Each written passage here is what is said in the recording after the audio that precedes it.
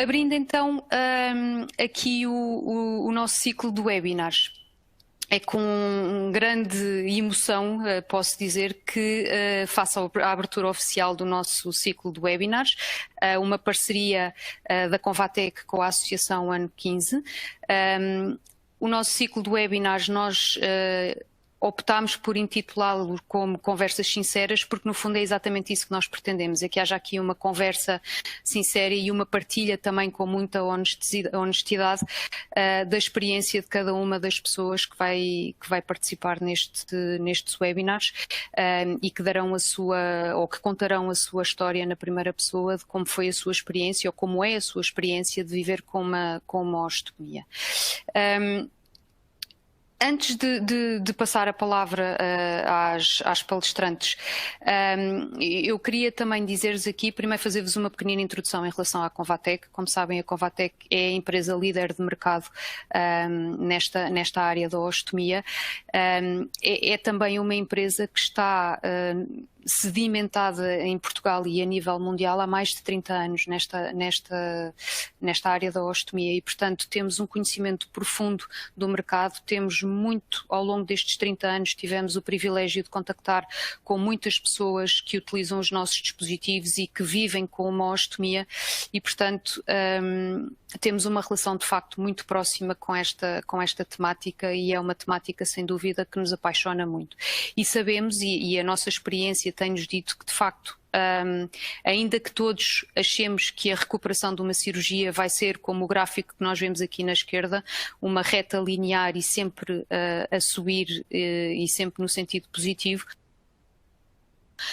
nós sabemos que na realização de uma cirurgia pode ser desafiante, não só a nível físico, como também a nível emocional, e portanto acaba por ser uma linha um bocadinho daquilo que se reflete aqui no gráfico da esquerda. E por este motivo, e porque sabemos que este período de recuperação de uma cirurgia e de adaptação a esta nova condição e a esta nova realidade, a Convatec resolveu e montou todo aqui um projeto de acompanhamento à pessoa com ostomia, que se chama a Convatec ao seu lado, que parte deste projeto, ou o ciclo de webinars que agora iniciamos hoje, faz parte de facto deste projeto ambicioso que nós temos, que é o Convatec ao seu lado. Para além disso, parte deste projeto faz também a linha de apoio, em que nós temos duas pessoas que estão do outro lado do telefone, de segunda à sexta-feira, das 9 às 5 da tarde. Temos também o nosso programa Mi Plus, que tem aqui uma série de vantagens e, se quiserem aderir, por favor, contactem com a linha verde e poderão inscrever-se no programa Mi Plus, que temos não só material de apoio, como muita informação científica que poderá ajudar uma pessoa com uma ostomia a passar por esta adaptação. Temos também o programa Mi Plus Recovery, que é um programa que trabalha a recuperação dos músculos abdominais e do core abdominal numa cirurgia, após a cirurgia de construção do estômago, portanto também muito importante para a recuperação ativa da cirurgia de construção do estômago. E depois temos o nosso website, que convido a visitarem, porque tem muita informação válida também para uma pessoa que acabou de passar por uma cirurgia de construção de um estômago. Portanto, é um programa muito holístico em que o nosso objetivo é estarmos aqui e sermos parceiros e sermos um ombro amigo, também podemos dizer, de quem está a passar por este processo de recuperação de uma cirurgia e a adaptar-se a esta nova condição de ostomizado. Este ciclo de webinars não poderia ter-se realizado sem a ajuda preciosa da Associação e sem a ajuda preciosa da Leia. Eu ainda não tive a oportunidade de conhecer pessoalmente a Leia, infelizmente por causa desta maldita pandemia que nos assolou a todos, mas tenho tido muito contacto com a Leia por telefone, tenho participado com a Leia também noutros projetos e de facto é uma pessoa por quem eu tenho uma estima muito grande e cada vez mais vou ganhando aqui uma proximidade muito grande e não faria sentido a Convatec lançar aqui um projeto que está pensado e totalmente direcionado para os ostomizados, sem pedir a participação e a preciosa ajuda da Leia e da Associação Nacional de Ostomizados. E, portanto, eu passo a palavra à Leia, para ela também, em nome da Associação, fazer a abertura deste ciclo de webinars e espero que gostem e que voltem para os nossos próximos webinars e que considerem isto de facto uma mais-valia e uma ajuda para este percurso que agora se inicia. Muito obrigada a todos e até já. Olá, muito boa tarde a todos. Antes de mais, agradecer estas palavras à Filipa e agradecer à Convatec, porque só fruto desta parceria que de facto nós conseguimos este projeto que faz muito sentido nos dias que correm. Quero dar as boas-vindas a todos os participantes e agradecer e de facto também lançar o convite e o repto para continuar connosco ao longo do ciclo nestas várias sessões. Para iniciar, vou falar um bocadinho da N15, apresentar-vos de uma forma genérica a associação, que no fundo nasce um bocadinho fruto da minha experiência como ostomizada, porque eu fiz uma colostomia em 2010 e ao longo do meu percurso acabei por sentir algumas lacunas, algumas faltas. E então acabamos por criar um grupo de trabalho com médicos, enfermeiros, assistente social, psicóloga, e olhamos para esta questão da ostomia um bocadinho como um problema a nível social. E acabamos por perceber que a autoexclusão, o autoisolamento da pessoa ostomizada, associado no fundo ao desconhecimento da população sobre esta condição, acabava por levar à exclusão social e a uma dificuldade tremenda na reintegração da pessoa ostomizada. E, portanto, nesse sentido, criamos a Associação N15, a Associação Nacional de Ostomizados, no dia 1 de junho de 2015. O nosso grande propósito passa pela melhoria da qualidade de vida da pessoa ostomizada. E como é que nós fazemos isso? Nós definimos 2 eixos de trabalho, sendo que o primeiro é sempre o apoio à pessoa ostomizada, ao seu cuidador e familiares, e quando falo em apoio, falo no sentido lato, ou seja, damos apoio psicológico, conversas comigo, que eu sou ostomizada e, portanto, acabamos por falar a mesma língua, a nível da burocracia, da informação dos direitos, porque muitas vezes as pessoas ostomizadas não têm noção dos seus direitos e, portanto, nós ajudamos com essa parte. E, para além disso, o nosso outro eixo de trabalho passa pela sensibilização da sociedade civil, não descurando qualquer faixa etária, tendo em conta que a ostomia é uma condição que pode atingir qualquer pessoa, independentemente do sexo e da idade. Nós temos trabalhado muito as escolas, para além claro, das ações de sensibilização junto dos adultos, mas temos trabalhado muito na área das escolas, tendo em conta o número crescente de crianças e adolescentes ostomizados. E, portanto, no fundo, nós queríamos desbravar aqui um bocadinho o caminho, que foi feito, por exemplo, nos anos 90 com a SIDA, quando na altura se começou a falar que era quase um tabu, e hoje em dia falamos disso de uma forma completamente natural. E, portanto, é isso que nós queremos com a ostomia, que deixe de haver desconhecimento, porque consideramos que só os 2 fatores associados, ou seja, a vontade da pessoa ostomizada em reintegrar-se e o conhecimento por parte da sociedade, é que vai permitir uma reintegração completa. Não vou alongar, até porque senão vou roubar aqui tempo ao que é realmente essencial e, portanto, sem mais demoras, vou passar a palavra a Eugénia, que é coach e gestora emocional da Convatec, para que nos faça a sua apresentação. Até já. Muito obrigada, Leia, e muito obrigada por ter me convidado e estar aqui hoje com vocês. O projeto chama Convatec a seu lado e nós queremos, desde a Convatec, acompanhar vocês, por ser, como falou a Filipa, um ombro, muitas vezes, que possam precisar neste câmbio de condição. Vamos a falar da gestão da mudança. Na gestão da mudança, vamos falar de uma nova forma de viver.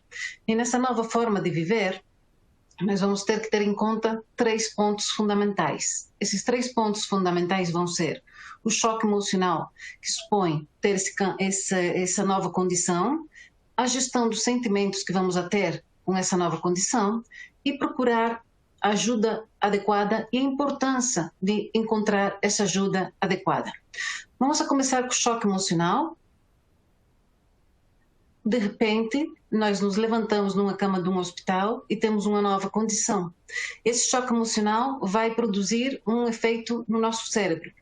Há uma teoria, que é a teoria do cérebro trino. Vamos a dividir o cérebro em 3 partes. O neocórtex, que vai ser o cérebro pensante, que vai estar encarregado da linguagem, da cognição, do raciocínio e dos movimentos voluntários. Depois temos o cérebro límbico. O cérebro límbico está encarregado das emoções, dos instintos e da motivação. E depois temos um cérebro que se chama reptiliano, que é um cérebro primitivo, que está encarregado da sobrevivência. Está encarregado da respiração, da digestão, da reprodução, da circulação e a resposta luta, fuga ou paralisação. Isto é muito importante porque quando nós estamos em estados de sobrevivência, em sequestro emocional, quem vai tomar o controle da nossa vida vai ser esse cérebro reptiliano e, portanto, nós vamos estar só preparados para atacar, para fugir ou para nos paralisar. Isto é muito importante conhecê-lo, porque temos que passar por aí. Isso é parte do nosso luto. A parte do luto é saber que quando nós nos levantamos nessa cama do hospital e vemos que temos uma nova condição, é muito provável que nós tenhamos um sequestro emocional. E, pelo tanto, vamos estar só preparados para fazer essas 3 coisas. Nessa situação, é uma situação que o cérebro tem previsto para quando há um perigo real. Quando há um perigo real, nós começamos a ter uma liberação de adrenalina, vamos a ter uma excitação do corpo e do nosso cérebro, vamos a ter uma ativação do estado de sobrevivência e vamos estar com ativação do sistema simpático. Isso vai fazer que nós vamos deixar de produzir saliva, o nosso aparelho digestivo vai se parar e muitas vezes podemos até vomitar, dependendo do choque emocional ou do perigo ante o que nós vamos a nos enfrentar. Vai aumentar a circulação sanguínea, vamos ter uma dilatação das nossas pupilas, vai aumentar a frequência cardíaca, vamos a ter um aumento da frequência respiratória e vamos só estar preparados para atacar, para nos paralisar ou para fugir. Quando o perigo vai embora, por exemplo, um leão vai embora, nosso corpo se autorregula e voltamos à calma. Mas quando nós estamos em sequestro emocional, porque levantamos nessa cama do hospital e temos uma nova condição, vamos a ter essa situação duradoura no tempo. Isso vai nos produzir muito estresse, isso vai atrapalhar muito o nosso processo de mudança. Por isso é muito importante conhecer que o nosso cérebro funciona assim e que vamos a precisar de tempo para quê? Para recuperar a calma. Como vamos recuperar essa calma para deixar que esse cérebro primitivo deixe de ter o controle e que nós podamos voltar a ter o controle da nossa vida através do cérebro do raciocínio e o cérebro emocional? É muito fácil e ao mesmo tempo muito difícil, porque a única diferença de um jeito ou de outro é tomar a decisão e dizer eu sei que estou com uma nova condição, eu sei que estou em sequestro emocional, eu tenho que recuperar a calma. E recuperamos a calma de uma forma muito fácil, e é ter umas boas rotinas. E para ter essas boas rotinas é fazer alongamentos amanhã. Vocês viram alguma vez alguma zebra que está a fugir de um leão fazendo alongamentos? Assim na selva? Não. Vocês viram alguma vez a mãe do Bambi, quando estava a fugir dos caçadores, a parar a beber água? É muito importante beber água, porque o que estamos a dizer para o nosso cérebro é que se nós estamos a tomar tempo para fazer esses alongamentos amanhã, ou para beber água, ou para apanhar sol, ou para ter uma respiração abdominal com a barriguinha e ter uns bons hábitos alimentares, o que estamos a dizer para o nosso cérebro é que não há perigo. Não há nenhum perigo. E, portanto, vamos a dizer ao nosso cérebro que tudo está bem. Temos uma mudança no nosso corpo, temos um processo de mudança no nosso corpo, mas tudo está bem. O perigo já passou. O perigo passou e por isso nós temos uma nova condição. Essa nova condição é que faz que nós superemos o verdadeiro perigo que tínhamos na nossa vida. Portanto, se conseguimos recuperar essa calma com essas boas rotinas, o que vamos a fazer é que o cérebro racional e o cérebro emocional recuperem o controle da nossa vida e o cérebro reptiliano deixe de estar a funcionar. E já não vamos estar só preparados para atacar, para fugir ou para paralisar. Portanto, vamos a ter que fazer um trabalho adicional, porque para não voltar a estar em sequestro emocional, nós temos que aprender a fazer uma gestão dos nossos sentimentos. Se nós não gestionamos adequadamente os nossos sentimentos, voltaremos a estar em estado de sobrevivência, em sequestro emocional, e só preparados para fazer essas 3 coisas. Portanto, como vamos a fazer uma boa gestão emocional? As emoções são necessidades fisiológicas. Quando eu tenho sede, eu bebo água, eu paro e bebo água. Quando eu tenho fome, eu paro, eu como. Pois quando eu tenho alguma emoção, eu tenho que parar e dedicar tempo a essa emoção. Tenho que dar tempo e espaço a sentir essa emoção. É complicado porque nós não sabemos fazer isso. Porque desde pequenininhos nos disseram, não chora, você tem saúde porque chora, você tem uma casa muito boa porque chora. Os homens não choram. Desde pequenininhos nos fizeram esconder as nossas emoções. Eu convido hoje vocês aqui, deem tempo e espaço a cada uma dessas emoções que estão a sentir. E não é necessário, não faz falta pôr nome nessas emoções, não faz falta chamar elas medo, nem ira, nem alegria. Muitas vezes é só uma opressão aqui no peito. Vamos a ver que temos uma opressão no peito e vamos dar tempo para que essa opressão saia. Quando nós damos tempo e espaço às nossas emoções, nós nos liberamos dela. Se não fazemos isso, as emoções se convertem em sentimentos e esses sentimentos começam a formar parte da nossa vida.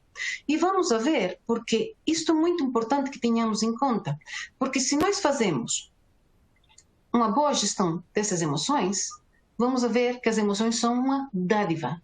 São uma dádiva muito grande que nós temos, para quê? Para senti-las, para as identificar, e não faz falta pôr nome nelas, vamos aceitá-las e dizer, bom, pode ser que eu sou uma pessoa que tenho muita sorte, mas estou a sentir raiva. Sim, estou a sentir.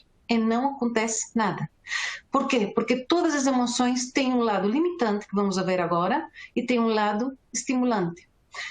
Quando nós sentimos e identificamos as nossas emoções, as aceitamos, apesar de tudo, comece o processo de geri-las. E quando começa o processo de geri-las, também começa o processo de aprender delas. Portanto, é muito importante que nós tenhamos em conta que cada emoção, e vamos ver hoje aqui 3, há muitas mais, cada emoção tem uma parte limitante e tem uma parte estimulante. Por exemplo, o medo, que é uma emoção muito fácil de sentir quando levantamos nessa cama do hospital. O medo, a parte limitante do medo, vai fazer que nós tenhamos uma falta de poder e uma falta de controle. Vamos a nos manter estáticos. Vamos estar bloqueados, vamos estar nesse sequestro emocional, bloqueados, paralisados. Vamos a ter um sentimento de carência e vamos nos enfocar em que nos falta alguma coisa. E vamos ter também um sentimento de impossibilidade de conseguir isso que nos falta. Isto acontece porque vamos estar muito associados à tristeza, vamos ter um sentimento muito grande de tristeza e um sentimento muito grande de perda. E a angústia por ter um corpo que não responde e está estático. E dizer, eu estou aqui, o que eu posso fazer? E muitas vezes pensamos, não posso fazer nada. E é porque nós estamos completamente limitados pelo medo. Por outro lado, o medo tem um lado muito estimulante. E é o que nos vai alertar de um perigo, vai nos alertar desse perigo para nós poder evitá-lo, vai nos dar proteção, vai gerar novos recursos, inclusive vai fazer que nós descobramos ou veamos recursos que já tínhamos, mas não tínhamos reparado neles. Vai nos produzir uma melhoria contínua, vai nos permitir alcançar metas e obter resultados. Portanto, já estamos vendo que cada emoção é uma dádiva e nós tomamos a decisão de ficar num lado ou ficar no outro. A repulsa, que é outra das emoções que também podemos chegar a sentir. O lado imitante é a evasão. O isolamento, a Leia falava antes do isolamento. Eu acho que temos que ter em conta que esta emoção vai ter uma parte que vai nos produzir esse isolamento, mas se nós decidimos ver a parte estimulante, vamos ver daqui a pouco o que podemos fazer com esta emoção. Vamos a começar a criticar os outros, vamos a ter rejeição por os outros, vamos a ter comportamentos obsessivos e vamos a começar a ter fóbias. Do outro lado, do lado estimulante da repulsa, vai nos alertar de alguma coisa que pode ser prejudicial para nós, de alguma coisa desagradável, vai nos conferir proteção, tanto das coisas como das pessoas. E isto é importante, porque muitas vezes nesse processo de mudança, temos que também ver quais são as pessoas que nos vão ajudar nesse processo de mudança. A ira, que é a terceira emoção que vamos ver hoje, a parte limitante da ira, vai fazer que nós tenhamos um sentimento de que nos é tirado alguma coisa que nos pertence, vamos a ter muita tensão, vai aumentar, se aumenta a intensidade, podemos chegar a ter agressividade, convertir-nos em pessoas agressivas, vai fazer que sejamos uma pessoa com muita censura e vai fazer que tenhamos sentimento de culpa. Mas o lado estimulante, que é o nosso lado aliado, vai fazer que nós tenhamos uma força, uma determinação enorme para conseguir o que nós desejamos. Vai ter valentia, vai nos dar muita valentia, vai fazer que nós passemos à ação, desde o lado do bloqueio vamos a passar à ação, e uma predisposição para a luta e para a defesa. Assim, e como podem ver, qualquer emoção, inclusive a alegria, tem uma parte limitante e tem uma parte estimulante. Convido vocês para abraçar a parte estimulante. E é muito importante nos processos de mudança procurar ajuda adequada. E vamos a ver por quê. Porque o nosso cérebro avalia toda a informação e classifica.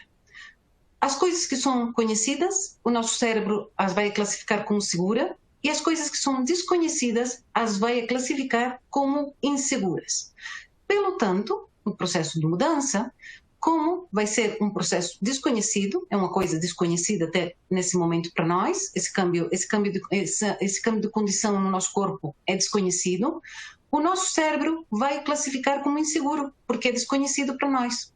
Isso vai gerar uma grande quantidade de medo, e já vimos antes que o medo pode nos bloquear ou pode nos estimular. Se nós ficamos do lado bloqueante do medo, vamos nos paralisar. E a nossa atitude face à mudança, normalmente é que vamos a ter uma percepção de que nossos recursos não são suficientes e vamos a ficar pensando, não sei, não posso, é demasiado para mim isto. Vamos também ter o sentimento de falta de controle, isso vai gerar muita incerteza. Vamos a ter uma focalização nas coisas que não podemos fazer, no que estamos a perder, e não no que estamos a ganhar. Isso vai fazer também nos comparar com outras pessoas que podem e vai nos fazer sentir muito pequenininhos e muito frustrados. E voltamos outra vez a ter o estresse, a ansiedade e a frustração.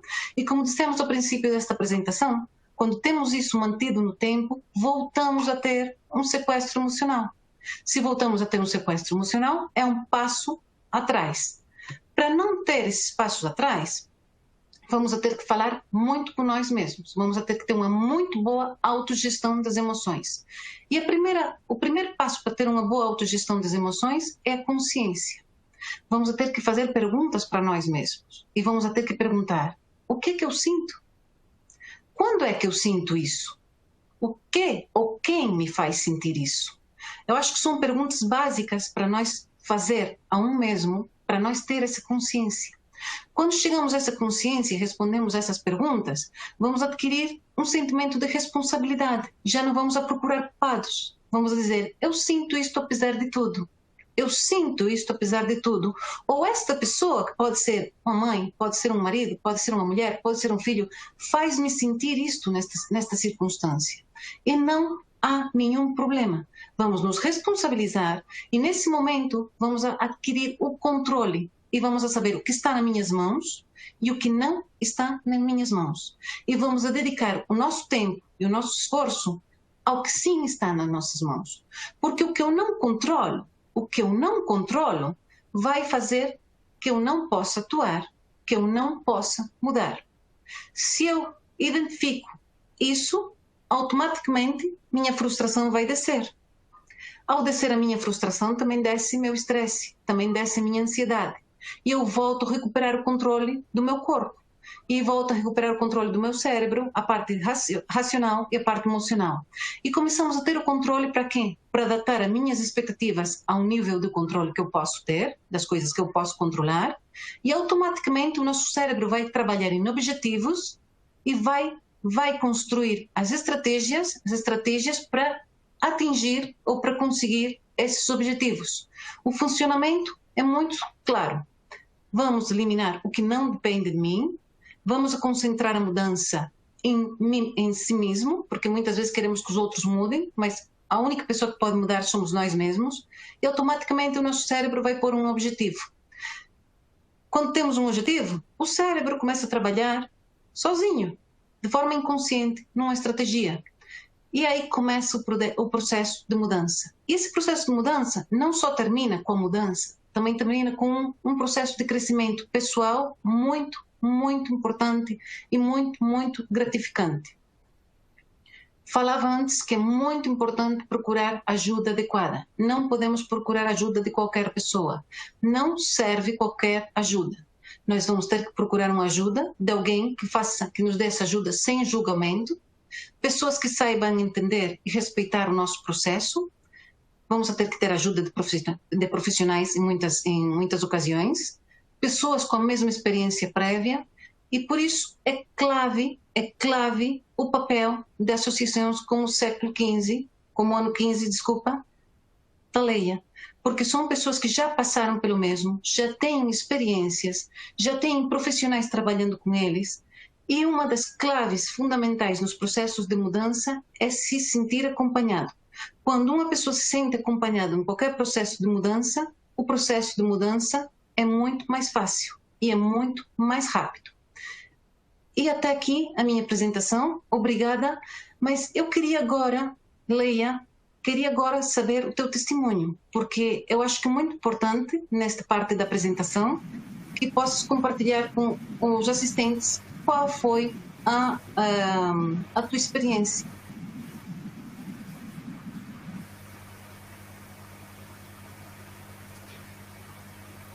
Obrigada, Eugénia. Ora, antes de mais dizer-vos que, e da minha experiência aqui, não como ostomizada, mas como presidente da associação, é importante referir que, assim, eu vou dar o meu testemunho, mas cada caso é um caso, cada percurso é um percurso, porque cada um sente um bocadinho à sua maneira. Aí provavelmente a Eugénia concordará comigo. No meu caso, portanto, a minha adaptação tem uma particularidade. É que todo o meu percurso foi muito influenciado por uma grande preocupação que eu tinha, que era os meus pais, que quando houve necessidade de eu ser operada, eles caíram numa tristeza e num sofrimento tremendo. E, portanto, todo o meu percurso a partir da cirurgia foi muito direcionado para minimizar esse sofrimento deles. Claro que quando acordei da cirurgia estava tudo muito confuso, era muito complicado e eu não estava a perceber muito bem o que é que estava a acontecer comigo. A sensação, e lembrando-me do que aconteceu nessa altura, a sensação com que eu fico é que parece que estava numa realidade paralela. Mas, no fundo, estes 10 anos, na altura eu tinha 35 anos, mas ao longo destes 10 anos acabei por ter o tempo para perceber o que aconteceu comigo. A minha recuperação foi, acima de tudo, um percurso emocional, mais do que físico. Porque o físico seguiu o que é expectável. Agora, a nível emocional, aquilo que eu vejo é que eu passei por vários processos distintos. E o primeiro foi, sem dúvida, a aceitação do meu corpo, a aceitação da minha nova imagem. Porque a ostomia em si é uma mutilação, não é? E nós vivemos numa sociedade em que a aparência do corpo tem muita importância. E eu lembro-me que eu precisei, lá está, e para levantar a cabeça e tudo com base naquele sofrimento dos meus pais, que acabou por ser no fundo a minha força e quase o meu trampolim para lutar e para ficar bem. O enfrentar do espelho foi logo no primeiro banho a seguir à cirurgia. Portanto, o primeiro levante, quando eu fui tomar banho, eu enfrentei logo o espelho. E dizer que foi um momento difícil, foi muito duro, foi muito doloroso, e ainda bem que tomei banho, porque de facto a água do banho acabou por camuflar um bocadinho as minhas lágrimas, porque chorei bastante naquele momento e foi muito duro. Depois veio a adaptação. Portanto, a adaptação a toda uma nova realidade, as novas regras de higiene, a nova alimentação, que acaba por ser gradual, porque vamos incutindo alguns hábitos alimentares. Mas acima de tudo, e o que mais confusão me criou, foi a adaptação do novo funcionamento do meu corpo. E porquê? Porque no fundo, de um momento para o outro, naquele dia de setembro de 2010, eu passei a evacuar através da barriga. E ia contra tudo aquilo que eu aprendi ao longo do meu crescimento, não é? Nos primeiros anos da minha vida. Portanto, para além deste percurso natural ter sido alterado, nos primeiros anos da minha vida eu aprendi e fui educada para controlar o meu intestino. E de um momento para o outro, isso deixa de acontecer. E, portanto, a sensação com que eu fiquei é que parecia que na minha cabeça era: o que é que se passa? O que é que se passa? Porque o cérebro queria controlar e o intestino passou a ter uma vontade própria. Ou seja, ele passou a funcionar quando eu estava junto de pessoas, uma coisa que não é usual, não é? Porque normalmente nós vamos à casa de banho na intimidade. Outra situação que me criou muita confusão, e aí tem um momento muito marcante, que foi um dia de um almoço de família, ou seja, tinha a minha família toda reunida, e no momento em que me vou colocar uma garfada à boca, o intestino decide funcionar. Para mim foi uma confusão tremenda, porque há o constrangimento de sentir, de não saber o que as outras pessoas estão a notar, e depois são duas coisas que normalmente não acontecem ao mesmo tempo. E vai contra tudo aquilo que me ensinaram desde a minha tenra infância. E por fim, outra situação muito complicada, e isso acaba por gerar situações de muito constrangimento, por exemplo, no meu caso, que são os gases, que eu só me apercebo ao mesmo tempo que as outras pessoas. Aí já era mais complicado, porque para além de lidar com o meu próprio constrangimento, eu tinha que lidar com o julgamento e com a condenação das pessoas que estavam à minha volta. Claro que a minha família, os meus amigos sabiam, não questionavam, faziam de conta que não tinham ouvido nada. Mas as outras pessoas, e eu não tenho escrito na testa que sou hostilizada, portanto as outras pessoas automaticamente condenavam-me e colocavam-me em óbvio. E então isso sim era bastante complicado. Mas a partir do momento em que eu consegui, e eu chamo um bocadinho, e fazendo a analogia do nosso corpo com o computador, eu chamo isto um bocadinho um processo de reprogramação. A partir do momento em que o meu CPU conseguiu apagar a informação que eu tinha, que foi sendo colocada ao longo do meu crescimento, e quando eu consegui reintroduzir a nova informação, a minha nova realidade, aí sim eu consegui ir avante e consegui parar, pensar naquilo que, ok, eu tenho uma ostomia, mas não sou só ostomizada. Eu consigo continuar a ser mulher, consigo continuar a ser profissional, continuo a ser útil à sociedade. E nesse momento de parar e pensar, eu decidi aquilo que eu não ia permitir que a autoestomia me tirasse da minha vida. Houve coisas que eu tive que adequar, mas situações que eu não quis de todo abdicar. Leia, disse que o teu processo de adaptação foi diferente porque teus pais estavam muito afetados. Você teve tempo de fazer o teu luto? Tive, ou melhor, fui tendo. No fundo, esta situação acabou por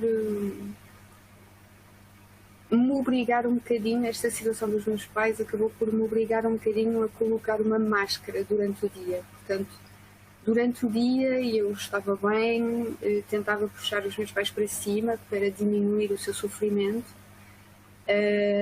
mas fui chorando o que tinha para chorar e fazendo o luto, acima de tudo, à noite.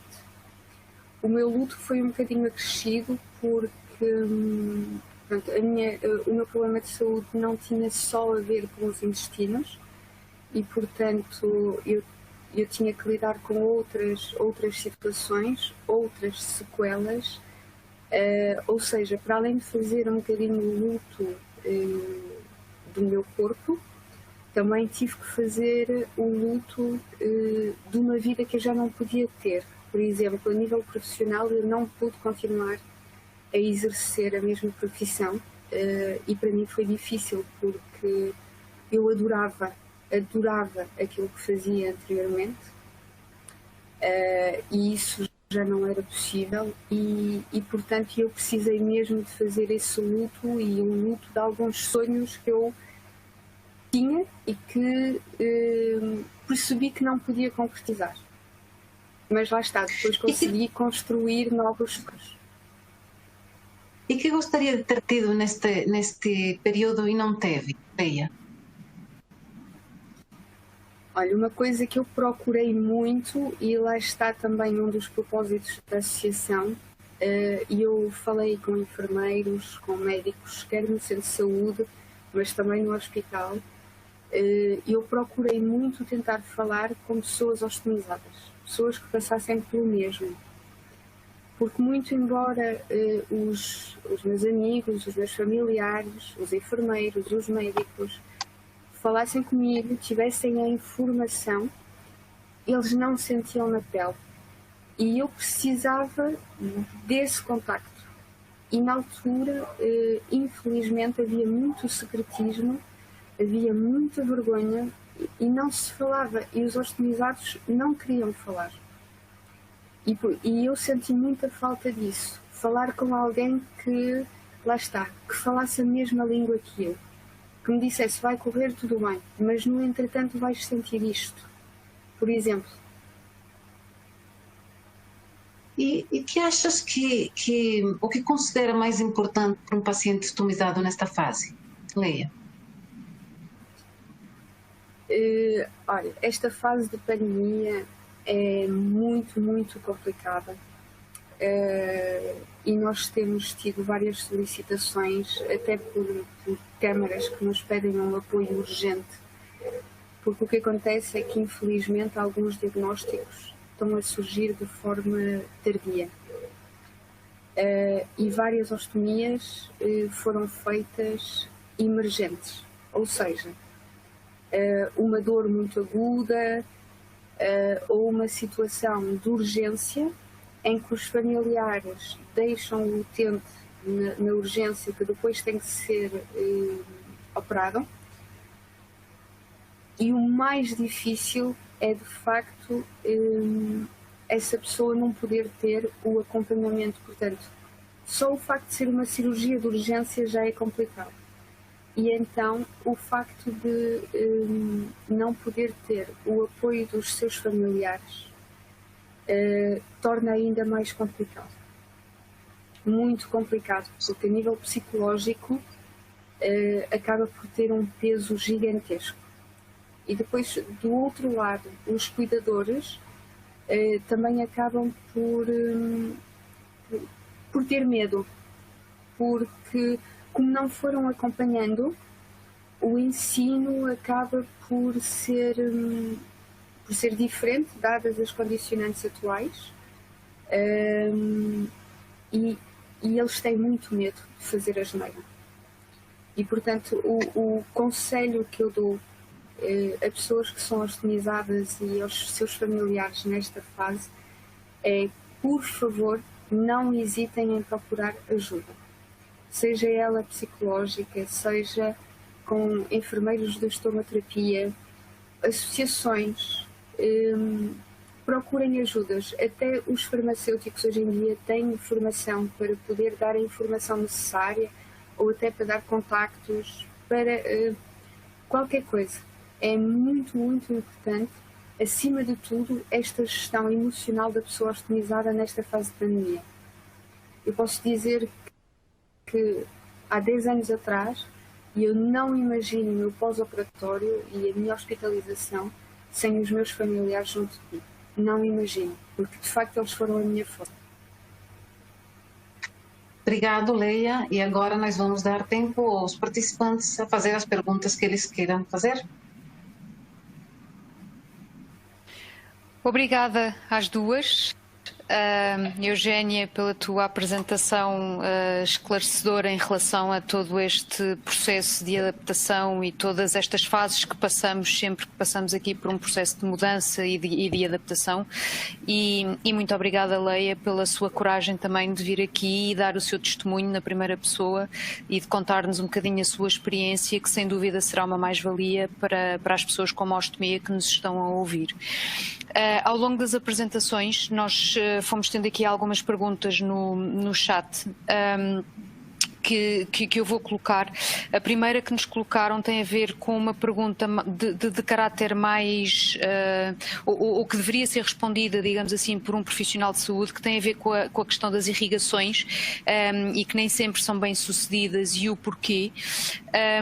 Eu prefiro deixar a resposta para esta pergunta ou convidar a pessoa que fez esta pergunta a assistir ao nosso webinar do dia 28, em que aqui sim teremos uma enfermeira estomaterapeuta que nos poderá responder com maior segurança e com maior conhecimento a esta pergunta. Eu sei que as irrigações, e a Leia também sei que tem uma colostomia e também nos poderá dar aqui uma ajuda, as irrigações têm aqui alguns critérios para poderem ser realizadas, mas melhor do que ninguém uma enfermeira estomaterapeuta para responder a essa questão. Leia, não sei se quer acrescentar aqui alguma coisa em relação a esta temática das irrigações. Assim, de facto, o conselho de um estomaterapeuta é importante, porque não é possível fazer irrigação, não é possível para todos. Por exemplo, eu não posso. Houve uma tentativa. No entanto, o meu corpo não suporta e eu tenho muitas cólicas e acaba por, no fundo, anular um bocadinho o propósito da própria irrigação. Mas de facto, um enfermeiro de estomaterapeuta será a pessoa mais indicada para responder, até porque cada caso é um caso. Ok. Portanto, eu convido a assistirem aos próximos webinars em que teremos enfermeiras estomaterapeutas que nos poderão responder a estas perguntas de cariz mais técnico, digamos assim. Tenho outra pergunta de uma pessoa que diz, e que escreveu isto no nosso chat, que diz que há dias em que se pergunta o porquê que isto me aconteceu a mim e como poderemos também ultrapassar um bocadinho esta questão de perguntar o porquê a mim e muitas vezes eu sei que quando nos acontece alguma coisa acabamos por ficar neste ciclo vicioso de perguntar e porquê a mim. Eugénia, não sei se tens aqui alguma recomendação de como ultrapassar esta questão tão natural, digamos assim, de nos perguntarmos porque é que isto nos aconteceu a nós e porque é que temos que ser nós a carregar esta cruz, entre aspas, digamos assim. É uma pergunta normal e é uma pergunta que vamos nos fazer todos, mas se nós dedicamos tempo espaço a pensar nessa pergunta, não vamos avançar. Numa das slides eu punha que temos que identificar o que está baixo nosso controle e essa resposta não está baixo nosso controle. Ter essa resposta não é uma coisa que esteja baixo do nosso controle, não vamos ter nunca uma resposta. Ainda que tenhamos uma resposta, não vai ser válida, porque vamos continuar a procurar respostas. Então, temos que nos conscienciar, dizer, não tenho resposta, ou a resposta que eu vou obter não vai ser suficiente. Todo o tempo que eu uso, todos os dias, em pensar na resposta a essa pergunta, eu posso usar para ter umas boas rotinas, posso usar para começar o meu processo de mudança e procurar ajuda e procurar outras pessoas que passaram pela mesma situação. E é uma forma de passar desse estadio a outro. Quando estamos a repetir a mesma pergunta uma e outra vez e não obtemos resposta, chega um momento que estamos em sequestro emocional. E no sequestro emocional só estamos preparados para atacar, fugir ou nos paralisar. Quando nos paralisamos e continuamos a pensar nessa pergunta, continuamos aí sempre, sempre. É um círculo vicioso. A forma é começar a ter boas rotinas e procurar ajuda. São 2 pontos essenciais. Espero ter respondido à pergunta. Obrigada, Eugénia. Temos aqui mais algumas perguntas, nomeadamente em relação se vamos ter testemunhos de pessoas com urostomias, visto que o tema mais comum ser a colostomia. E também gostaria a mesma pessoa pergunta também se gostaria de saber se teremos alguém que tenha esta situação desde criança. Eu aqui respondo um bocadinho. Isto porque estes ciclos de webinars, ou este ciclo de webinars que nós temos agora, em que já temos 5 programados, já tem o programa definido. No entanto, o nosso objetivo não é parar com este ciclo, é chegando ao fim este primeiro ciclo de webinars, dinamizar um segundo e um terceiro e um quarto. Portanto, o objetivo é nós, a partir de hoje, termos aqui uma cadência e uma frequência de webinars que possam abordar diferentes temáticas, diferentes daquelas que nós temos neste momento programadas, e que possam incluir o testemunho de diversas pessoas. Portanto, neste momento não temos planeado o ter aqui estes testemunhos, mas sem dúvida que ficará aqui a ideia para futuros webinars. Temos também aqui outra questão em relação a se é pertinente solicitar um atestado de incapacidade multiusos quando se trata de uma ostomia temporária. Não sei, se calhar, Leia, se quiser, não sei se pode responder a esta pergunta ou se eventualmente isto também será um bom tema para lançarmos num próximo ciclo do webinar todas as questões legais em relação e todos os direitos que os ostomizados têm, mas não sei se quererá dizer aqui e acrescentar aqui alguma coisa a esta pergunta em relação aos atestados de incapacidade.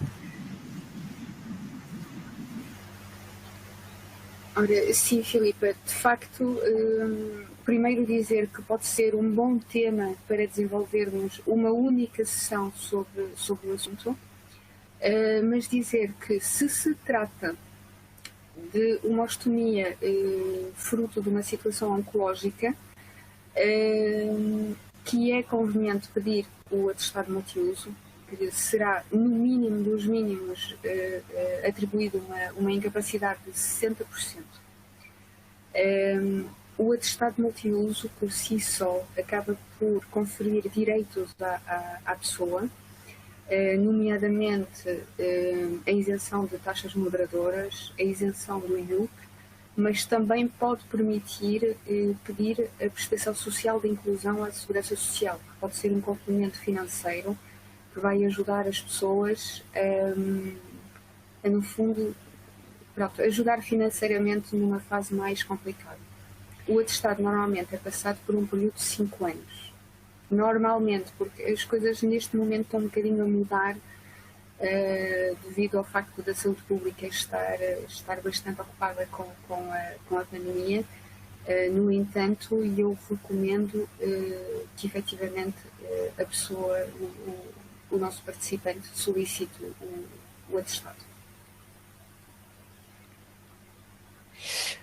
Eu recomendaria também, e se calhar Leia, permita-me também fazer esta recomendação das pessoas que tenham aqui alguma dúvida, entrarem em contacto com a Associação Nacional de Ostomizados e com a Leia, que seguramente terá aí também toda a legislação bastante mais à mão de semear, digamos assim, para enviar para qualquer pessoa que tenha esta dúvida. No entanto, fica aqui a ideia de um tema para um próximo ciclo de webinars, sem dúvida. Muito obrigada por abordarem esta questão, e eu vi que havia aqui outra que perguntava exatamente qual os direitos dos ostomizados, e portanto faremos seguramente um webinar muito proximamente com esta temática. Eu tenho aqui outra pergunta que gostaria que é dirigida à Leia, e que pergunta se a Leia sentiu necessidade de apoio especializado para a vivência da sua sexualidade adaptada à condição de pessoa ostomizada.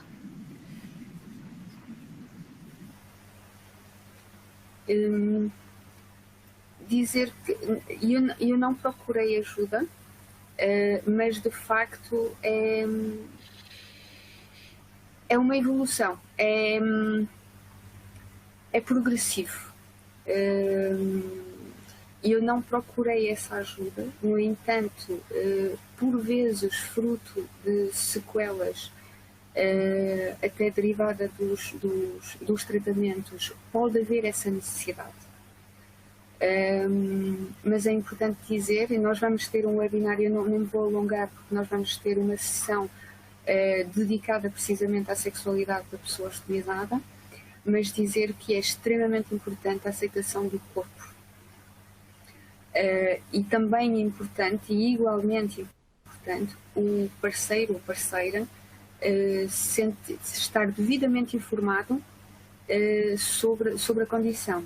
Que o casal possa conversar sem tabus sobre o assunto, porque se a pessoa ostomizada estiver muito bem resolvida com o seu corpo, no entanto o parceiro tiver medo de magoar, por exemplo, o casal não vai conseguir usufruir de uma vida sexual plena, mas isso é possível. Já agora aproveito para partilhar convosco uma situação que aconteceu comigo. Eu ainda estava no pós-operatório, ainda tinha os pontos. Na altura, uma enfermeira abordou-me sobre o assunto. E eu, muito educadamente, eu disse: eu quero ser enfermeira, depois falo consigo. Mas pensei, esta senhora é louca e eu quero é que me deixem em paz. Agora... Claro que eu agora olho para trás e vejo a pertinência da questão que ela me colocou, mas naquele momento achei de facto que ela estava maluca. É sem dúvida um tema que tem que ser abordado, sem dúvida. A vida não pode parar com a construção de um estoma, muito pelo contrário, e temos aqui a Leia como exemplo disso, e portanto esta temática da sexualidade sem dúvida que será abordada no nosso 5º webinar, e portanto também convido-vos a participarem e a assistirem a esse webinar. Temos depois aqui outra questão que curiosamente é também sobre o tema do nosso 3º webinar, que tem a ver com a parte de ser cuidador. Portanto, a pergunta é: numa fase inicial da ostomia, sendo familiar ou amigo chegado, como consigo ajudar a ultrapassar a tendência para a negação e isolamento? Que estratégias usar? Talvez, Eugénia, eu faça esta pergunta para ti.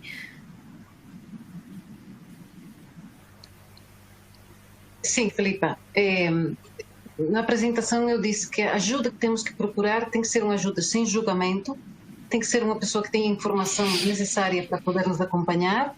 É muito importante ter essa ajuda, esse acompanhamento, e por isso num dos nossos webinars vamos a tratar também que tem que ter a pessoa que nos acompanha, a pessoa cuidadora, do paciente ostomizado, porque tem que ser uma pessoa que saiba entender a situação, entender o processo, respeitar e ajudar sem julgar. Espero ter respondido também à pergunta. Obrigada, Eugénia. E de facto nós teremos um webinar dedicado aos cuidadores das pessoas com ostomia e, portanto, eu já no final, no slide seguinte, também já vou passar o programa dos próximos webinars e por isso também temos aqui uma sessão dedicada aos cuidadores e de como ajudar uma pessoa ostomizada a passar por este processo de adaptação e a ultrapassar esta fase de negação, digamos assim. Temos aqui um último, não uma questão, mas um comentário. Sim, desculpe, Leia. Eu peço desculpa, queria só acrescentar uma coisa àquilo que disse a Eugénia, só mesmo este parênteses.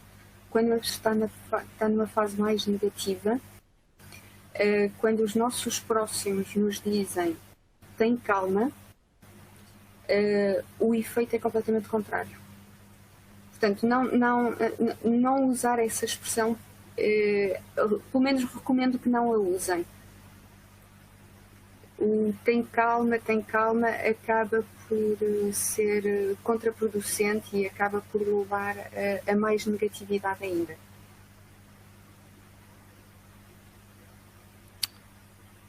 Obrigada, Leia, por este acrescento e este comentário que também sempre ajuda a perceber o que é que a pessoa que está a ser ajudada também pode eventualmente sentir quando nós achamos que estamos a ajudar e eventualmente até estamos a fazer pior. Há aqui um último comentário e aproveito também para desafiar a quem tenha mais perguntas que o faça, porque nós estamos a chegar aqui também ao final do nosso webinar, mas há aqui um comentário por parte de uma enfermeira estomoterapeuta que eu vou ler e porque acho muito importante também chamar aqui a atenção para este comentário, que diz que é a enfermeira Carla Nunes, que é a enfermeira estomoterapeuta e que o Hospital de Penafiel tem uma consulta de enfermagem de estomoterapia a funcionar diariamente mediante agendamento e que dá apoio à pessoa portadora de uma ostomia pertencente à área de abrangência do Hospital de Penafiel, mesmo que tenha sido operada noutra instituição. Muito obrigada, enfermeira Carla. Fica aqui a nota. E também vos digo, em relação a esta questão das consultas de estomoterapia, que a nossa linha verde, a linha verde da Convatec, e permitam-me só corrigir aqui o número de telefone, porque há pouco no slide inicial o número de telefone estava errado, é o 820 16 78. Esta linha verde também poderá fornecer os contactos das consultas de estomoterapia a nível nacional. Portanto, se eventualmente algum dos participantes aqui neste webinar tiver a necessidade de contactar com uma enfermeira estomoterapeuta, por favor liguem para a nossa linha verde, porque teremos com certeza o contacto da consulta mais próxima de vós. Eu acabava aqui, não vejo aqui mais perguntas no nosso chat, acabava aqui por fazer uma pergunta à Leia, porque acho que também é muito importante que os participantes saibam que a Leia escreveu um livro, e gostaria de perguntar à Leia como é que se chama o livro, onde é que o podemos adquirir, e porque é que o decidiu escrever e dar o seu testemunho desta forma.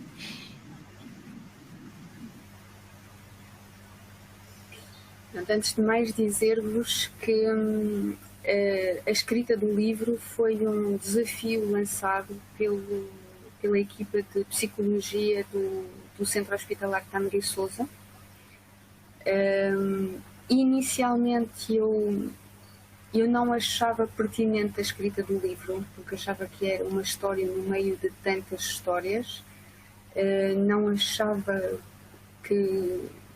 E depois o Dr. Carlos Araújo, que é psicólogo no Centro Hospitalar, fez-me ver que de facto poderia marcar a diferença, precisamente por tratar de uma condição que não era falada, que era ainda muito ligada à vergonha e ao desconhecimento. E tendo em conta que acabava por, ele acabou por me levar pelos sentimentos, não é? Uma vez que trata-se dos propósitos de ano 15, e então acabei por aceitar o desafio e aliás, o prefácio foi escrito por ele. O livro chama-se, e é uma questão, Sentença ou Oportunidade. Ele foi publicado pela Cool Books, que é uma editora da chancela da Porta Editora, e está disponível no site da UP.pt ou então em coolbooks.pt. Obrigada, Leia. E aconselho a todos os participantes a comprarem o livro e a lerem-no, porque sem dúvida é aqui uma mais-valia e uma boa ajuda para quem está a passar por este processo de adaptação à homostomia. E já agora dizer, se não me falha a memória, Leia, está incluído no Plano Nacional de Leitura, certo? Certo, ele foi incluído, foi para mim um orgulho. Exatamente. Tenho que dizer, mas ele foi. Muito bem. Não havendo aqui mais perguntas, há uma pergunta de Espanha. Temos aqui uma participante de Espanha, de como posso comprar o livro se estou em Espanha. Eu acredito que eu não tenho a certeza se a UC entregará em Espanha, mas de qualquer maneira também, se não, depois entre em contacto com a Convatec e nós encontraremos forma de comprar o livro nós aqui em Portugal e de lhe enviar para a Espanha. Seguramente não teremos problemas. Bem? Termino o webinar, primeiro deixando aqui as datas e os temas dos próximos webinars. Espera lá que não vou adiantar, porque parece que temos aqui mais uma questão de como conseguir ultrapassar o facto de ter que cancelar sonhos e objetivos de vida. Não sei, Leia, se calhar para si. Posso responder? Sim. Dizer que é possível construir sonhos novos. E isso foi o meu caso. Eu, de facto, alguns sonhos eu tive que abdicar deles, mas aprendi com o tempo a reconstruir sonhos novos. Porque nós temos essa capacidade. Agora, não perdi muito tempo a chorar os sonhos que sabia que não podia concretizar. Tentei, dentro daquilo que eu sou, construir sonhos novos, porque isso é possível. Ok, obrigada, Leia. Temos aqui só um pedido para repetir o nome do livro. Leia, se faz favor. Sentença ou Oportunidade. E é uma pergunta, portanto, com ponto de interrogação. Exato, da Cool Books.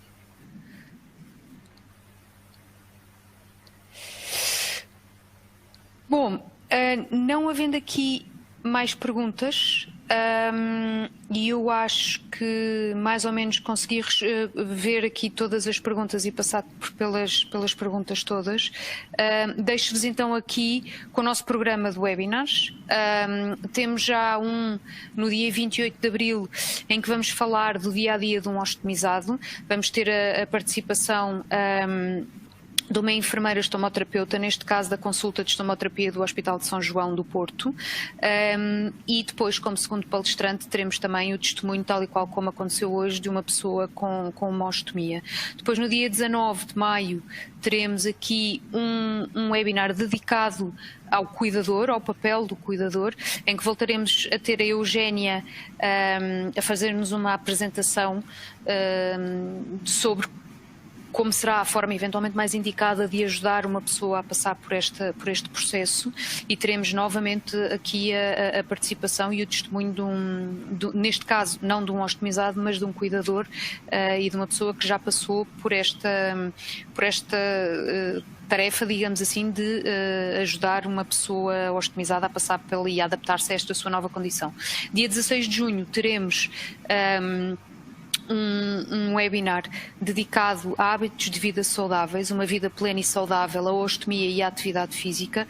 Este webinar liga-se muito e está muito aqui conectado, digamos assim, com o nosso programa Me Plus Recovery, e portanto vamos falar de facto aqui da atividade física após a cirurgia de construção de um estoma, que provavelmente é algo que numa fase inicial ninguém quer ouvir falar e ninguém quer sequer pôr a hipótese de voltar a ser ativo, mas de facto cada vez mais se sabe que uma recuperação ativa, que uma recuperação com atividade física é de facto uma recuperação muito mais rápida e muito mais fácil do que quando nos deixamos vencer e nos tornamos mais inativos, digamos assim.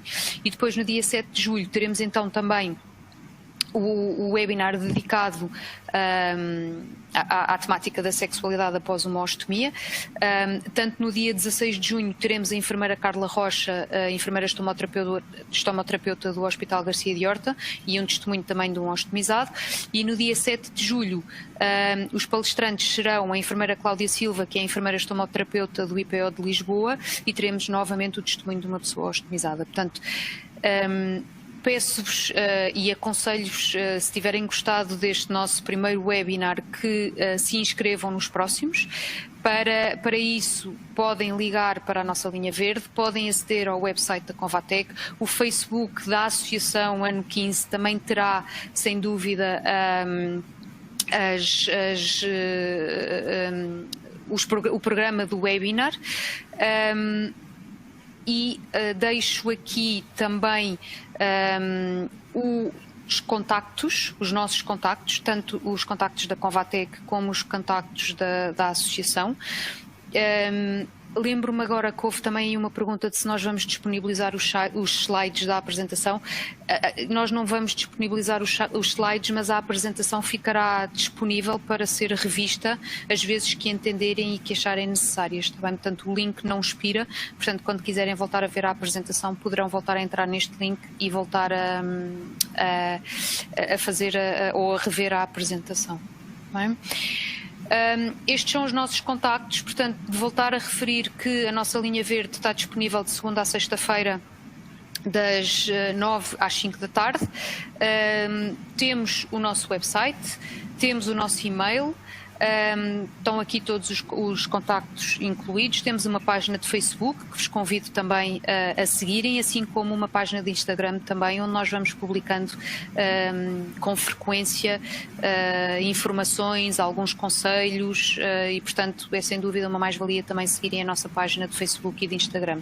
Em relação à associação, a associação tem aqui o número de telefone, um número de telemóvel, que se não me falha a memória é o telemóvel pessoal da Leia, portanto aqui uma grande disponibilidade da sua parte para ajudar e para responder a todas as questões que forem colocadas. Tem a página de Facebook e tem também o e-mail da associação.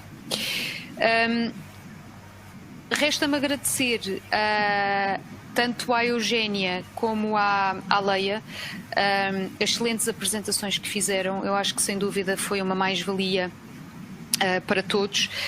Eu aprendi muito. Sem dúvida nada como ouvir por um lado alguém perito em gestão emocional que nos dá aqui alguns conselhos e que nos explica como funciona o nosso cérebro, para nós podermos também combater aqui, ir pelo caminho mais negativo e forçar-nos a ir pelo caminho mais positivo, e obviamente agradecer à Leia, porque ouvir sempre o testemunho de uma pessoa que já passou por isto ensina-nos sempre muito, e sem dúvida que a Convatec está aqui para ajudar a pessoa com uma ostomia. E portanto, quanto nós mais percebermos o que é que o ostomizado sente, o que é que o ostomizado, porque é que o ostomizado passa, quais são as situações que muitas vezes o ostomizado se depara, sem dúvida que nos ajuda a construir programas de apoio que de facto ajudam uma pessoa a construir produtos que de facto sirvam e se adequam às pessoas que têm uma ostomia. E portanto nós, como empresa, para nós isto é uma mais-valia ouvir estes testemunhos na primeira pessoa, porque nos ajudam sem dúvida a servir melhor a pessoa com uma ostomia.